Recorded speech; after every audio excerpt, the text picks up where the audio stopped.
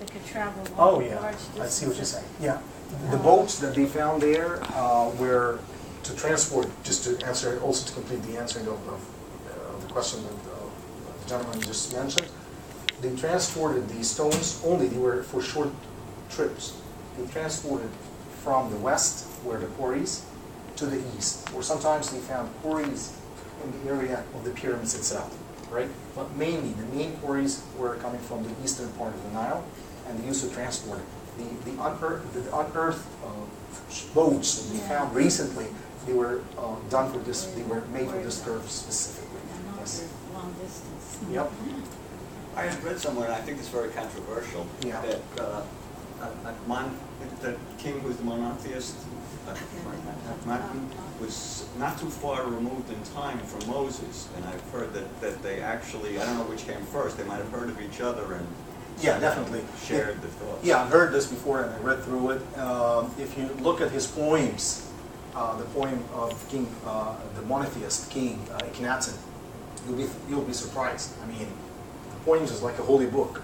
It says, my God, he was describing his God. You know, my God knows when a leaf of a tree falls in a very dark night, in a very far away forest. He knows exactly where it falls. Things like in the holy books that we have. So I totally agree that there might be a connection. That's why the priests called him the Hieratic king, you know, like. Do you remember what he's saying? which came first, or how close in time they were, Moses? We have, no, to be honest with you, we have no mentioning of Moses in the ancient Egyptian history yet. It's, all these information are coming from the holy books. But let me tell you one thing. Okay, for those who know some Arabic, we have them here. We don't pronounce him Moses. We pronounce him Musa. Maybe you see you have some friends. Their names are Musa. We call him Musa, right? What does let's split? I mean, read the name in two. Let's split them in two parts. First part is Mu, M-W. In Arabic, the word Mu, or in hieroglyphic as well, it means water. Okay, Mu, like even we call it Muya, Moya, some with different pronunciations. So Mu is water. Sa is the sun, or Musa. So the son of the water. It makes sense to the story, like when the queen found him and found him in the basket. So she called him Musa, the son of the water, because he was the son of the water at that time, right? So that's the only thing I can link to that. So far, remember I told you 1/3 yet discovered. I mean, only discovered, yet to be discovered, more and more. Yes. Any other questions, folks? Yes, ma'am. Are you still doing any tours in Egypt? Yeah, we're sending people to Egypt every once in a while. Not as it used to be, but I used to take at least 100 to 150 tourists, specialized tourists to Egypt. Right now, we're not sending that many. We're sending in the Christmas. We're sending a few families, 5, 6. You know. However, I don't know if you heard about Dr. Zahi Hawass. Zahi Hawass is a famous Egyptologist. Always wear a cowboy hat. Always in CNN. Always talk about ancient Egypt. And you know, he works with us when we send groups. He takes people to these special trips. Like what I said, it's not the classical tour that I make. No, I make more in depth.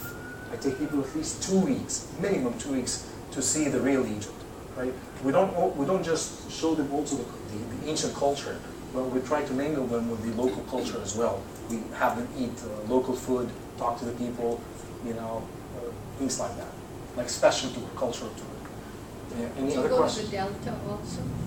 Did you go to the Delta? Yeah, definitely. Delta is, you know, in the map of Egypt is like, you know, like Yeah, the, right. like the But V. there's a lot of Sure. new discoveries that have been made in the Delta Definitely, region. yeah. We have many itineraries that we make. Part of it, we take the people to a place called Sharqiya. It's called in the eastern part of the Delta, where we found, you know, the remain of the cities that was built by Ramses II, especially the biblical tour. And you know, the people like from the churches, people like to do this.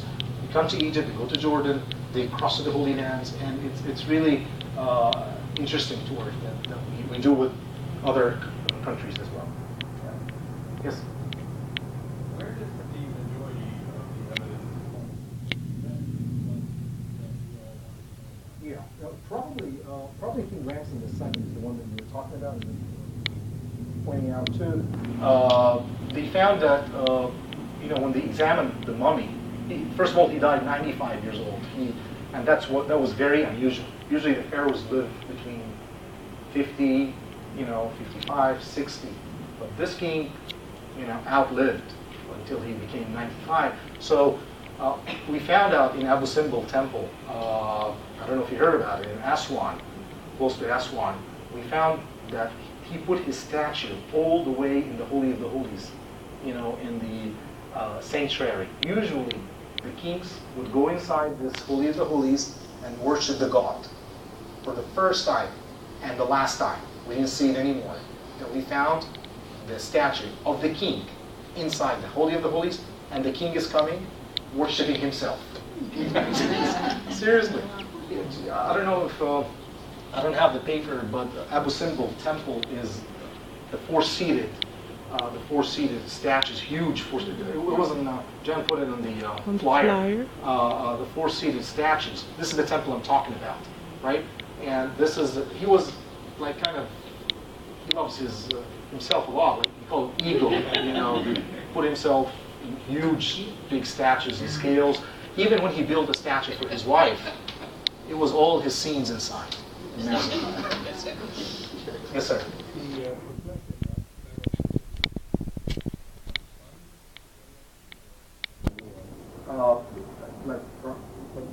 Transition from right, yeah, it's a dynasty, and they have the line of, the king would give it to his son, and the son would give it to his son. For King Tut, for instance, because he was not the legitimate son of Akhenaten. Here, just to remind you, he was not the son. He was only the son, not from Nefertiti. He was only the son of this king, but not the son of this queen.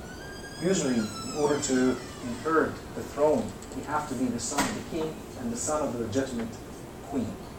But this king had to marry another wife. He had many concubine wives, and because his wife Nefertiti only gave him 6 daughters, okay, and daughters at that time could not inherit the throne. It was rarely happening, like Hatshepsut, the one I told you about. So he had to marry another woman, and she gave birth to him, to King Tut, this king, who got married to one of these daughters in order to be legitimate to the throne of Egypt, right? So he got married to his half-sister. Yes. And that was very common in ancient Egypt time. Right. Any other questions, folks, in the back? All right. Well, thank you very much. Thank you very much.